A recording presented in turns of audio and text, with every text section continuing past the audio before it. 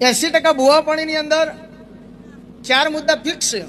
તમારે ભુવા થવું હોય તો હું અત્યારે શીખવાડી દઉં. જેમ સુનિલભાઈને ભુવા તમે શીખવાડ્યા એમ તમારે કદાચ થવું હોય તો શીખવાડી દઉં. આ ફ્રી સલાહ. સૌથી પહેલા એવું કહેવાનું તારા કુટુંબમાં રાગ નહીં ભાઈ, ધોણ્યા વગર જ કહેવાનું. હોમો એમ જ કે વાત સાચી, આખી જગતમાં ડુંગું મેલ્યું ચોય રાગ છે નહીં, મારાય નહીં. બીજા નંબરમાં એવું કહેવાનું કે તારો પૂર્વજ નડો, એટલે કે મારા પપ્પા તો જીવ હું, અલે એના પપ્પા દાદા, પણ કે દાદા શું, એટલે દાદા ખબર નહીં પડતી, એમના પપ્પાને દાદા ના કહેવાય. હવે 1.5 વર્ષથી દાદો બેહી રહ્યો ને કે રે પૂર્વજ થયા. ઉનાળામાં ને ચોમાસામાં ફરજિયાત હાપ જોવા મળો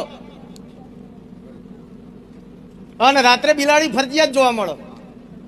એટલે કોઈ રાતી બાધા લેવા હોય એમ કહેવાનું કે રસ્તામાં બિલાડી મળે તો સમજી લેજે તારું કામ થઈ જાય. તો ઉંદરે રાત્રે જ બહાર નીકળે, બિલાડી રાત્રે